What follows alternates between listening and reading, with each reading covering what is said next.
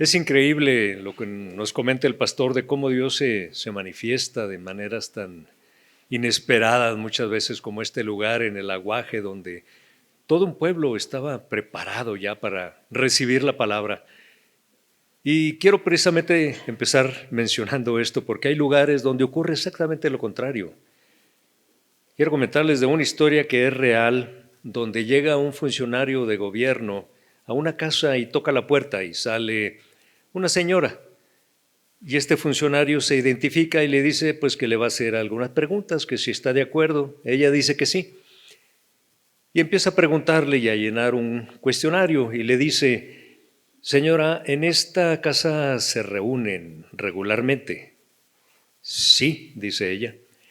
¿Y en esta casa alaban a Dios? Sí, sí lo hacemos.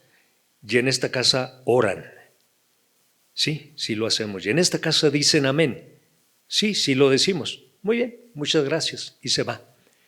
Después de unos días llega un aviso del gobierno donde les dice que pues deben de dejar de hacer esas reuniones que son prohibidas y que si quieren hacerlas tienen que sacar un permiso que les va a costar mucho dinero.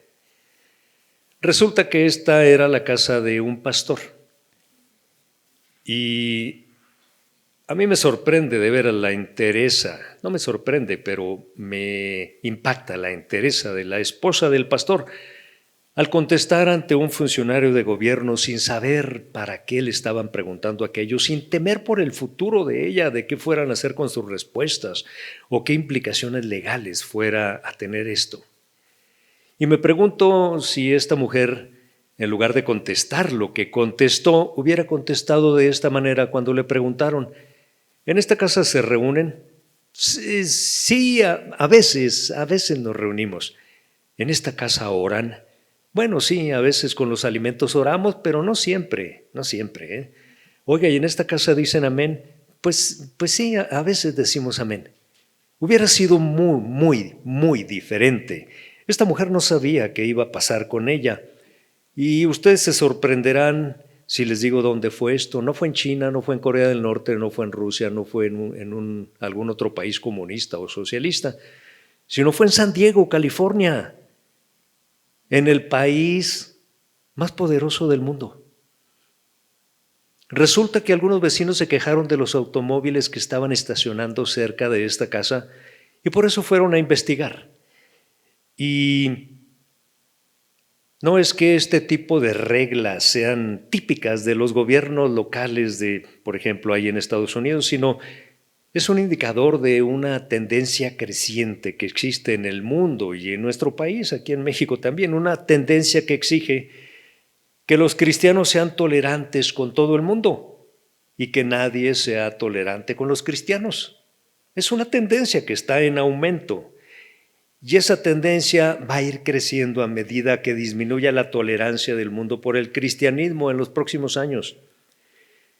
Y aquí me puedo hacer la pregunta: ¿yo voy a vivir una vida cristiana consistente o voy a comprometer mis convicciones cuando alguien me presione?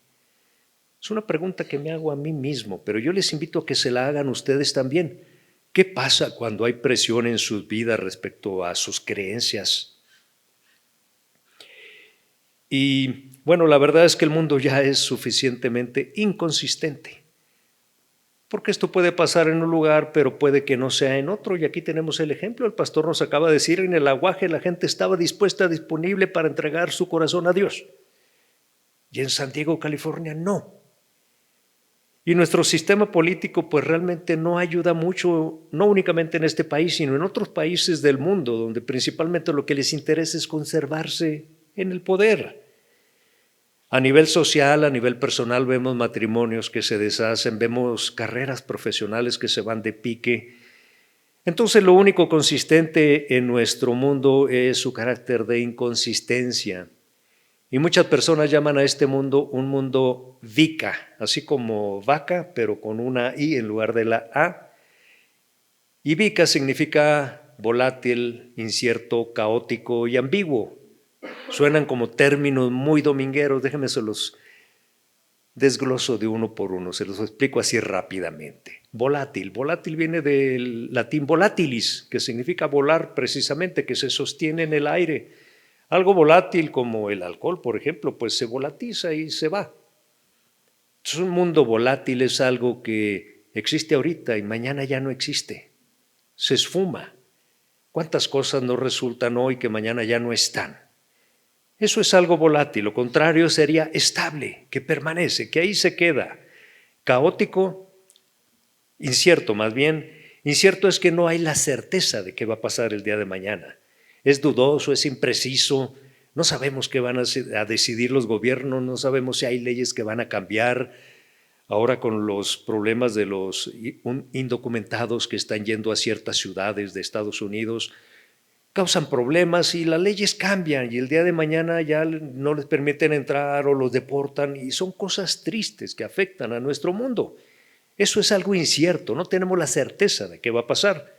Cuando hablamos de caótico es como cuando nos preparamos un café con leche, que tenemos la leche, le echamos el café soluble, por ejemplo, y cuando cae el café todo se empieza a mover así medio sin orden, caótico, hasta que le movemos con la cuchara, se asienta y todo bonito. Caótico es desordenado, anárquico, turbio. El contrario sería ordenado.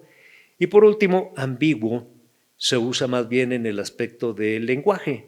Cuando te dicen una cosa pero que entiendes otra o que te dicen una cosa pero te dicen otra. Por ejemplo, en términos coloquiales o comunes, por ejemplo, podemos decir se arregló que no se pudo. Entonces, ¿se arregló o no se pudo? O sí se pudo pero no se arregló. O que te digan sorpréndeme pero avísame. Estoy bien, pero no le hace. Esto checa, pero no cuadra. Eso es algo ambiguo. Y en el mundo es lo mismo porque se transporta al comportamiento de las personas que formamos el mundo. Entonces, cuando nos comportamos de cierta manera, pero realmente estamos queriendo que el resultado sea diferente, es algo ambiguo. Y ese es el mundo en el que vivimos en la actualidad. Y aquí la pregunta surge de si nosotros somos las mismas personas. Olvidémonos del mundo por un momento. ¿Soy yo el mismo que fui ayer? ¿El mismo que soy hoy? ¿Me voy a comportar igual en la siguiente hora en cuanto a mis convicciones y creencias? ¿Voy a ser alguien diferente? Son preguntas difíciles y son cuestiones que no siempre nos agrada responder. Pero uno de los puntos bíblicos esenciales para superar tiempos como estos es vivir una vida de sólida coherencia, ser coherente. Ser una persona recta, un ejemplo de integridad. Integridad es algo que no se separa, que no se rompe, que permanece así como es. Una persona que no abandona el plan de acción solo porque las cosas se ponen difíciles.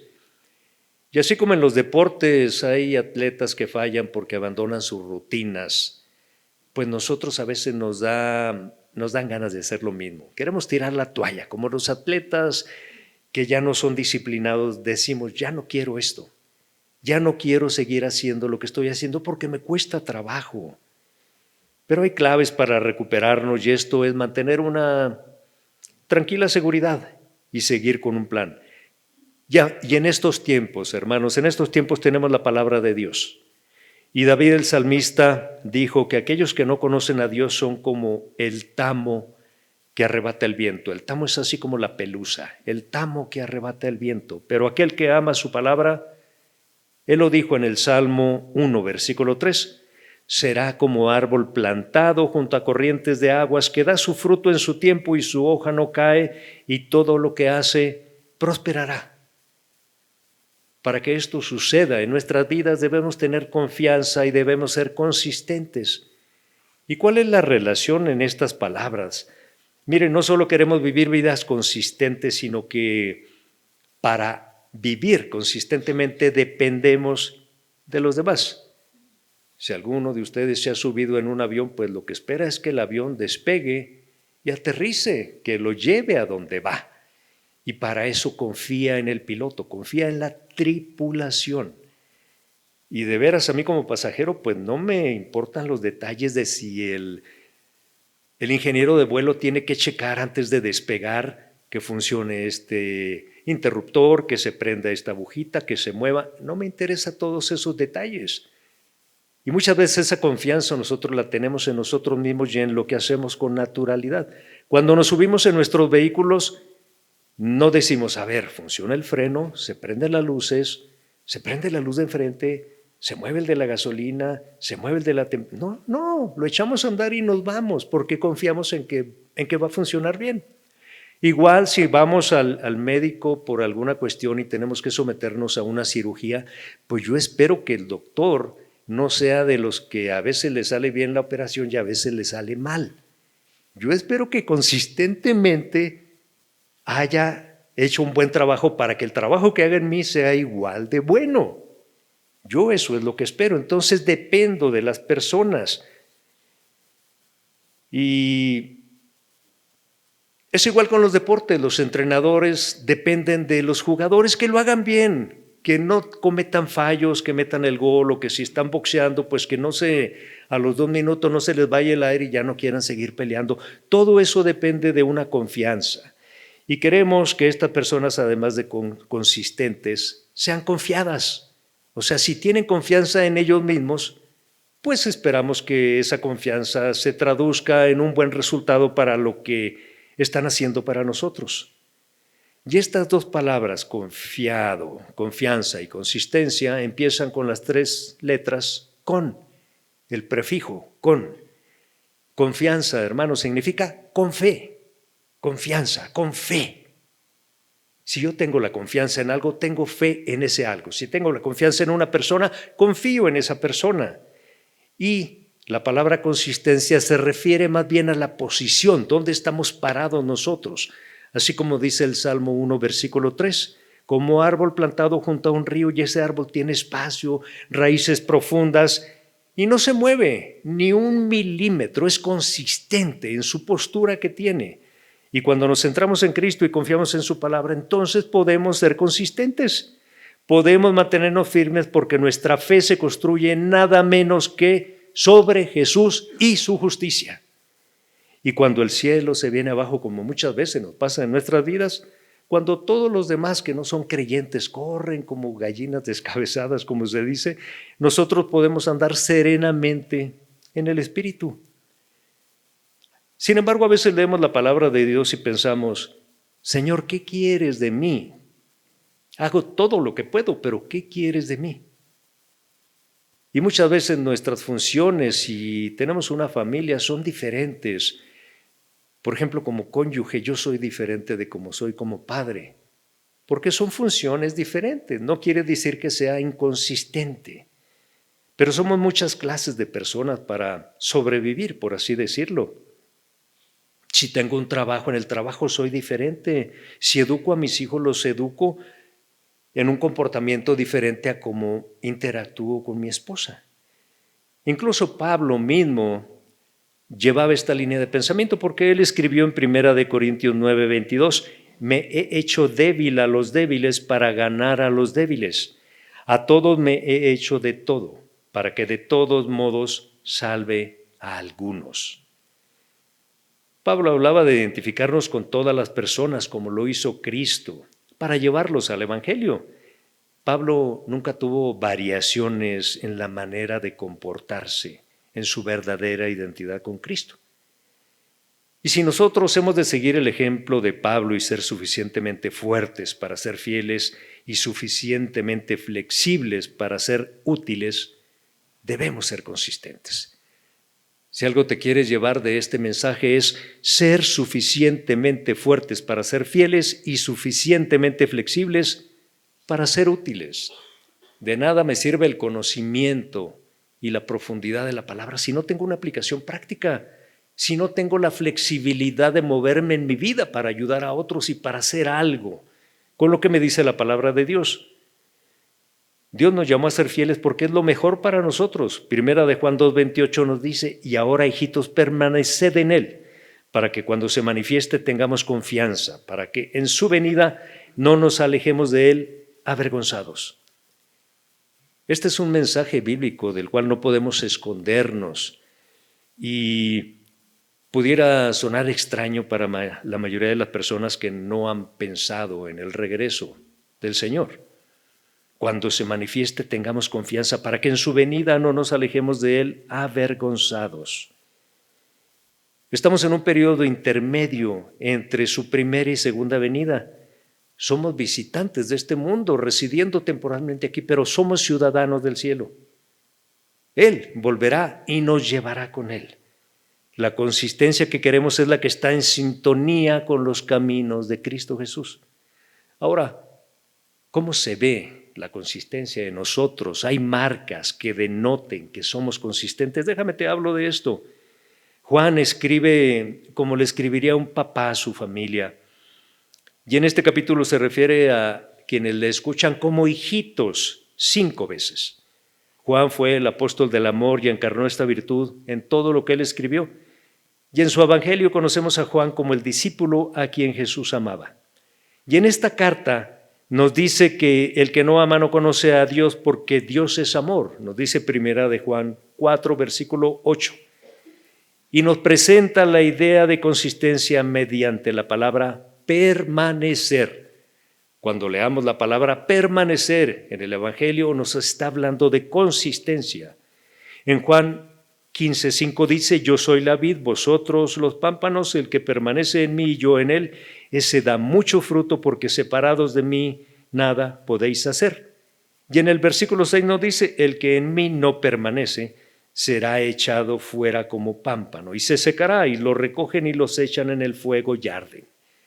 El que en mí no es consistente. Este es un término que no usamos, al menos yo no lo escucho en el lenguaje común actual, alguien que diga permanecer. No, se escucha la palabra consistente. Si creemos su verdad y obedecemos su espíritu y permanecemos firmes en nuestro amor por Él y por sus hijos, entonces permanecer no significa esforzarse, afanarse, estar aferrado, sino simplemente confiar. Confiar.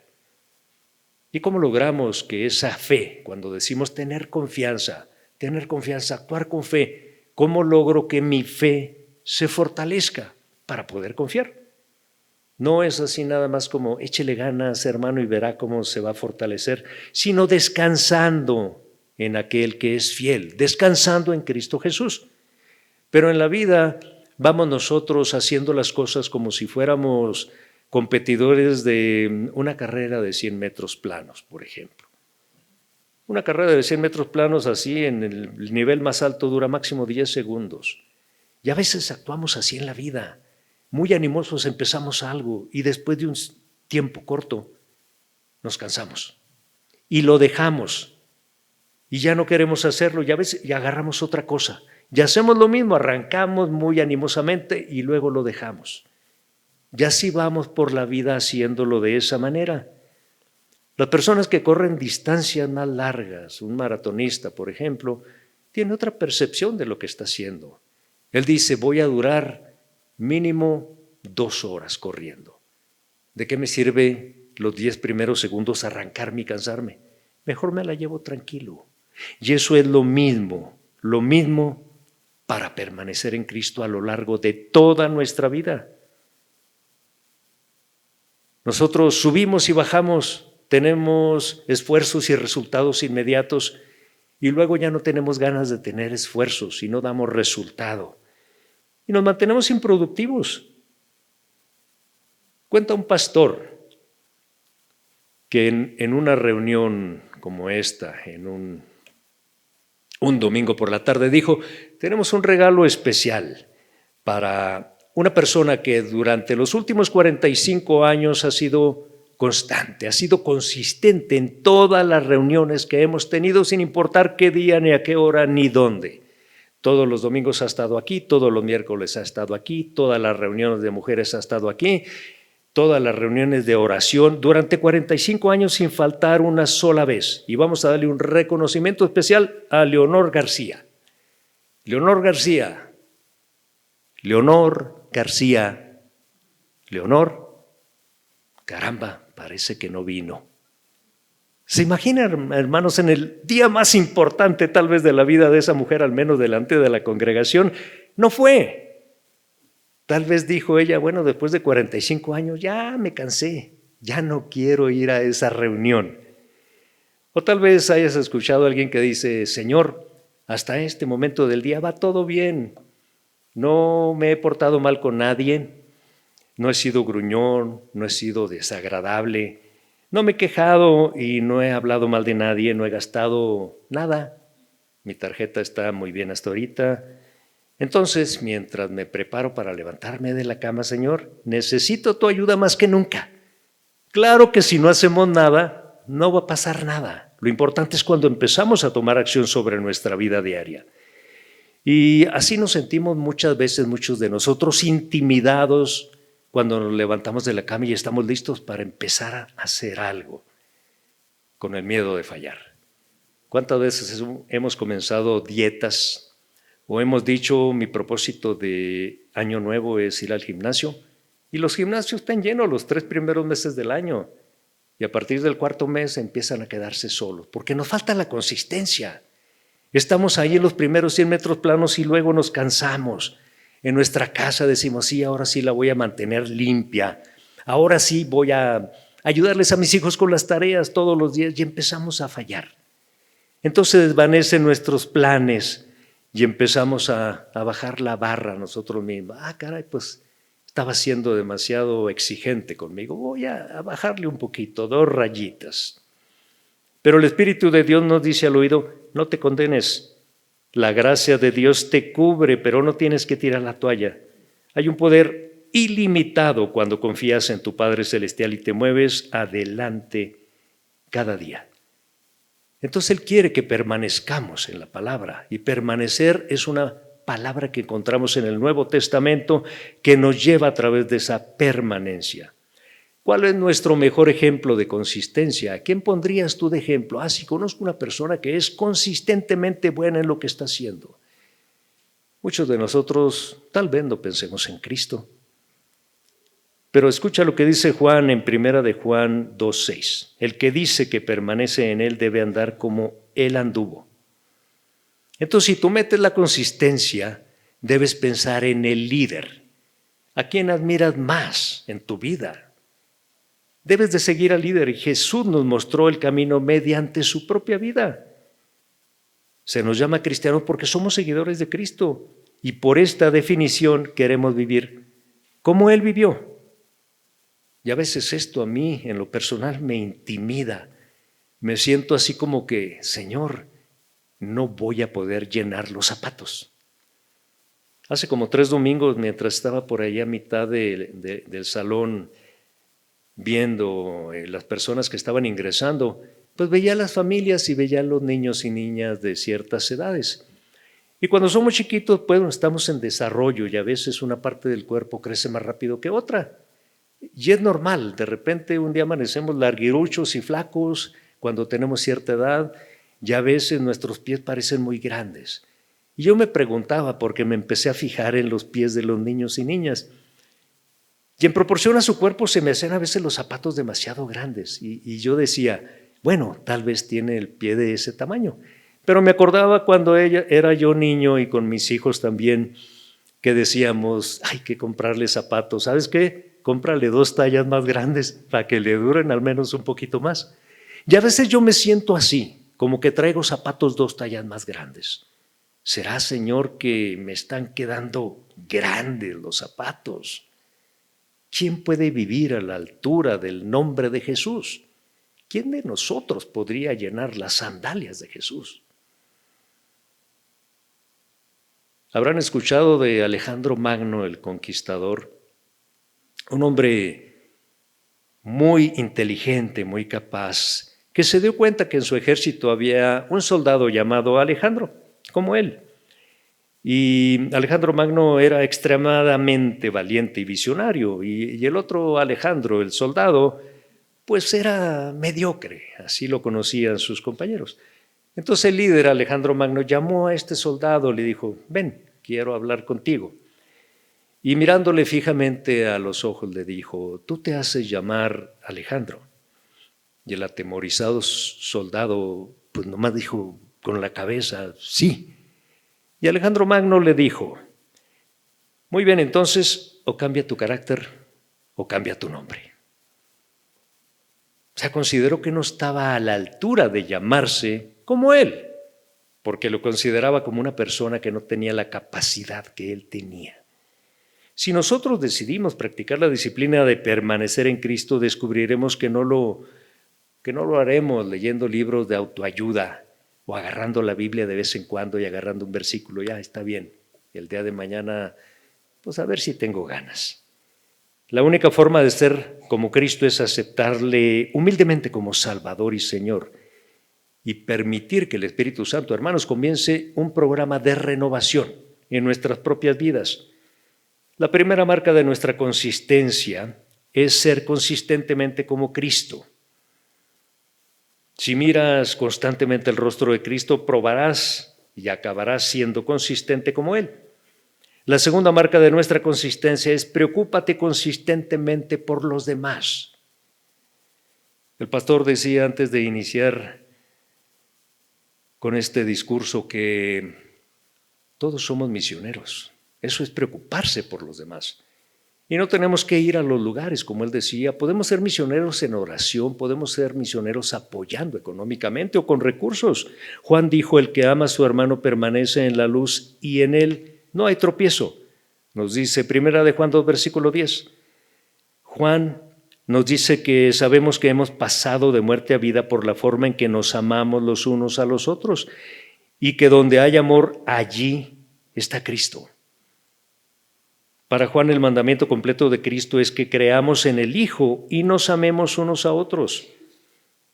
Primera de Juan 4, del 7 al 8 nos dice, amados, amémonos unos a otros porque el amor es de Dios. Todo aquel que ama es nacido de Dios y conoce a Dios. El que no ama no ha conocido a Dios porque Dios es amor. ¿Puede haber algo más claro que esto? Todo aquel que ama es nacido de Dios y conoce a Dios, y el que no ama no ha conocido a Dios porque Dios es amor. Y para la mayoría de los modernos seguidores de Cristo, el problema no es el odio, que sería lo contrario del amor, sino la apatía. Hermanos, la pereza, la dejadez, el desgano, la falta de interés. ¿Y qué hace la apatía en nuestras vidas? La apatía olvida las necesidades de los demás. Y como cristianos no debemos ser apáticos a las necesidades de los demás. La tercera marca de nuestra consistencia es ser consistentemente confiado, como confiamos en el médico y en el piloto del avión. Primera de Juan 2, versículo 14 dice, os he escrito a vosotros jóvenes porque sois fuertes y la palabra de Dios permanece en vosotros.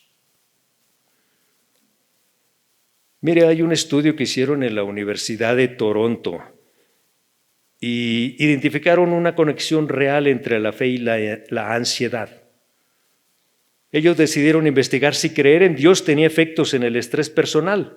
Y lo que descubrieron en su estudio fue que el cerebro de las personas con motivaciones espirituales no se comporta igual cuando hay situaciones inciertas que el que no tiene motivaciones espirituales.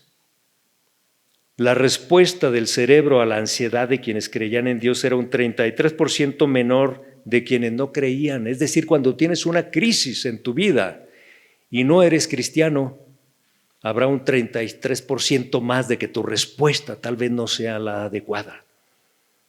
Cuando eres cristiano tienes la certidumbre de que descansas en la palabra de Dios y eso te llevará a resolver el problema. La cuarta marca de nuestra consistencia es ser consistentemente sumiso. Y cuando hablamos de sumiso pensamos en una persona que es fácilmente manipulable y manejable, que hace lo que le digamos. Pero te sorprenderá saber cuál es la persona más sumisa en el mundo. Pues tal vez no te sorprenda porque ya lo conoces. Y tal vez Jesús no sea el primer nombre que te viene a la cabeza, porque nunca pensamos en Jesús como alguien que se podía manipular, porque nunca lo fue. Sencillamente, Él tenía su vida en plena obediencia a Dios. Se humilló a sí mismo haciéndose obediente hasta la muerte y muerte de cruz. Nos dice Filipenses 2, versículo 8. Y Él dijo, mi comida es que se haga la voluntad del que me envió y que acabe su obra. Y dijo, no busco mi voluntad, sino la voluntad del que me envió, la del Padre. Y para muchas personas la pregunta es, ¿cuál voluntad? ¿Cuál es esa voluntad? que se haga la voluntad del Padre, pero la pregunta es, ¿cuál es esa voluntad? Y parecen creer que Dios ha escondido esa voluntad abajo de las piedras, abajo de las actividades normales, abajo del trabajo. Y pues no hay una fórmula mágica, hermano, no vas a descubrir su voluntad poniendo la Biblia debajo de la almohada de noche. No te va a resultar tampoco en la Biblia el nombre de la persona con la que te vas a casar, el nombre de la escuela donde vas a ir, el nombre del trabajo que vas a tener. Pero sí vas a descubrir muchas cosas que te van a decir y te van a activar en el servicio al Señor. Y esas respuestas se van a revelar y se van a activar cuando vivas apasionado en la obra de Dios y no por tus propios intereses personales. Y la última de esas marcas es ser consistentemente consistente. Juan dijo, lo que habéis oído desde el principio permanezca en vosotros, y lo que habéis oído desde el principio permanece en vosotros, también vosotros permaneceréis en el Hijo y en el Padre. Habíamos dicho que permanecer equivale a ser consistente o a continuar, que es lo mismo. Si sustituimos la palabra permanecer por continuar, este versículo se leería así: lo que habéis oído desde el principio continúe en vosotros. Si lo que habéis oído desde el principio continúa en vosotros, también vosotros continuaréis en el Hijo y en el Padre.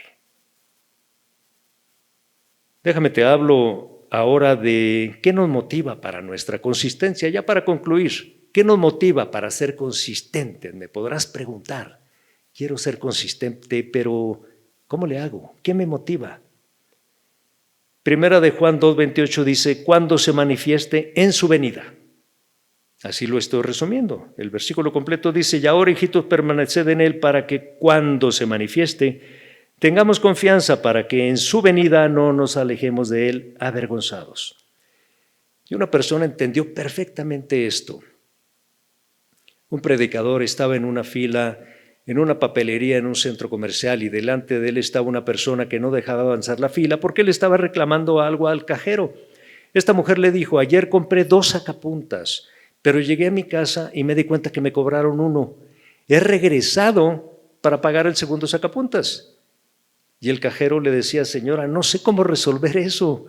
Y llegó el gerente de la tienda y le dijo, señora, llévese el segundo sacapuntas, ¿cuál es el problema? Son 10 pesos, preferimos hacer eso que tener toda una papelería que cumplir y demás cosas que hacer.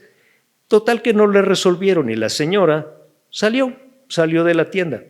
Y el predicador salió detrás de ella pensando que tal vez había una ilustración para el próximo sermón y le preguntó a la mujer, ¿por qué era tan meticulosamente honesta? Así le preguntó. Y la señora le dijo, tal como están las cosas en el mundo, cualquier día de estos se producirá el rapto. Y no quiero que me agarren con un sacapuntas robado. Ahora, nos da risa porque dice, pues era un sacapuntas. Sí, pero ¿qué tal que te agarre con la relación con tu esposa, con tu esposo rota? ¿Qué tal que te agarre con la relación con tus hijos de pleito? ¿Qué tal que te agarre no cumpliendo tu trabajo? ¿Qué tal si sucede defraudando los impuestos o que no tengas actividad en la iglesia, por ejemplo?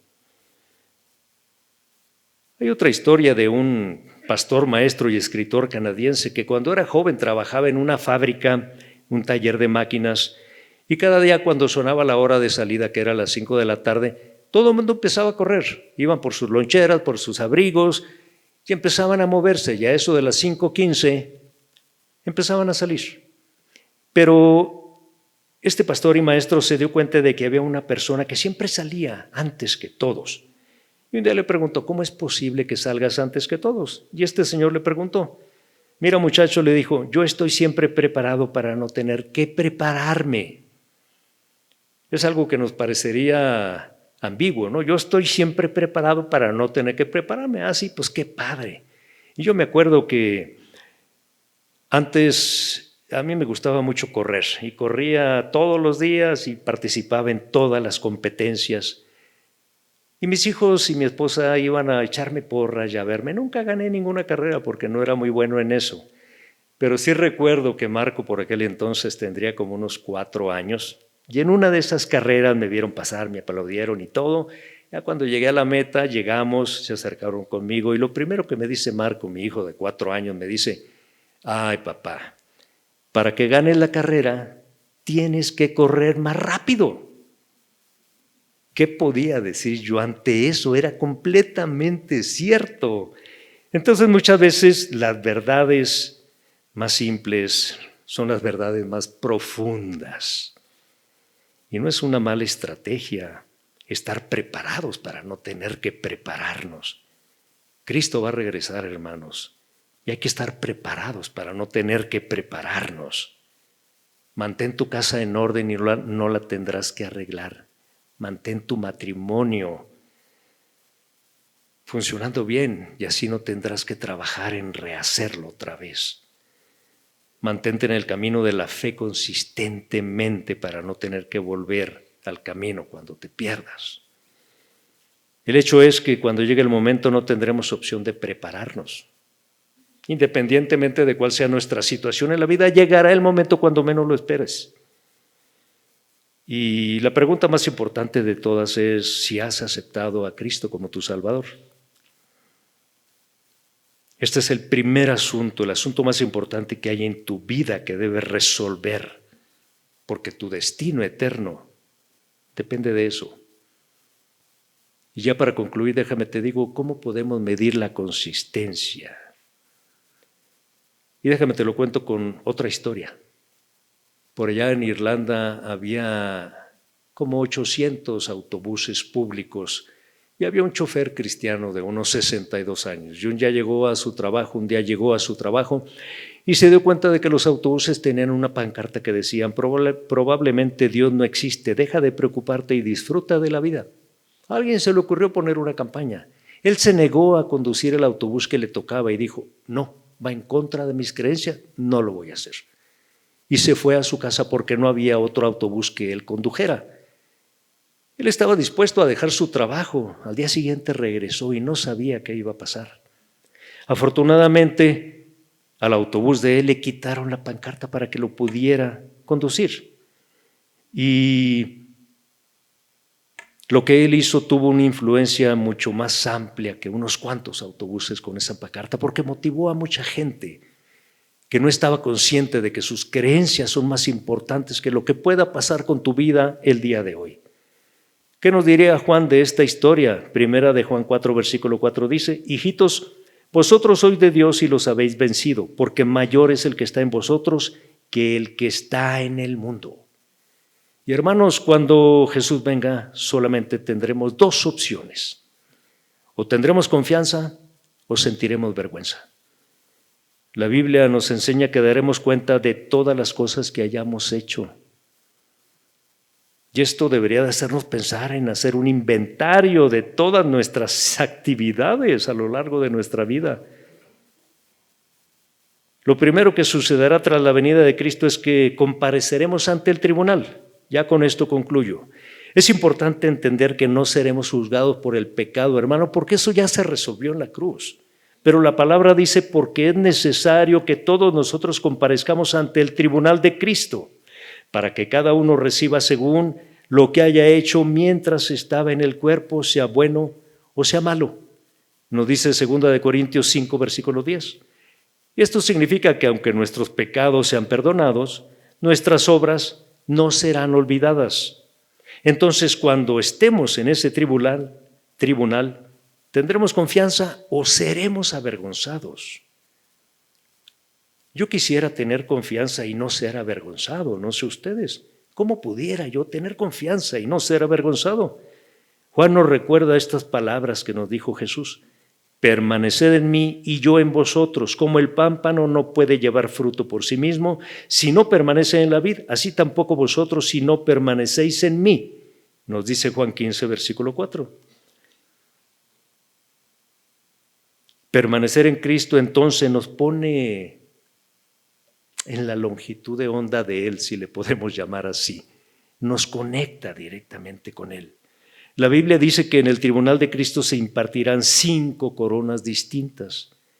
Esto no quiere decir que vamos a andar presumiendo esas 5 coronas por allá.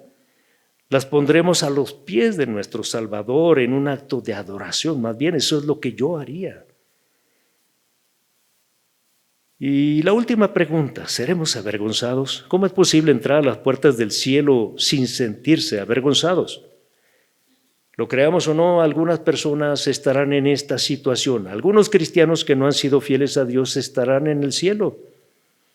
Y la preciosa sangre de Cristo fue derramada por sus pecados, igual que por los del más fructífero y productivo de los santos. Ambos estarán ahí. Pero estos cristianos son cristianos que han aceptado el regalo sin haberlo valorado, sin haberlo apreciado. Serán conscientes de su necedad y les dará vergüenza, aún en medio de la salvación. Y el Señor les dirá: precioso hijito, derramé mi sangre por ti en la cruz, di todo lo que tenía, ¿y qué hiciste tú con mi regalo? ¿Qué respuesta le podremos dar si estamos en esa situación? Yo quiero comenzar la eternidad no autohumillándome a mí mismo. Yo no sé ustedes. ¿Y sabes qué voy a hacer? Voy a estar preparado para no tener que prepararme. Cada mañana cuando me levante de la cama, voy a pedirle al Señor que me fortalezca para que mis ojos se mantengan enfocados en el galardón eterno.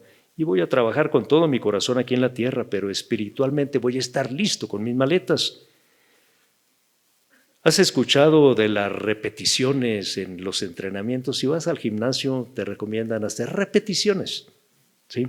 Si practicas algún deporte, las repeticiones son importantes porque generan una especie de memoria corporal que al final de hacer muchas veces lo mismo te resulte más fácil y te sientas más cómodo y tengas un avance y rinda frutos lo que estás haciendo.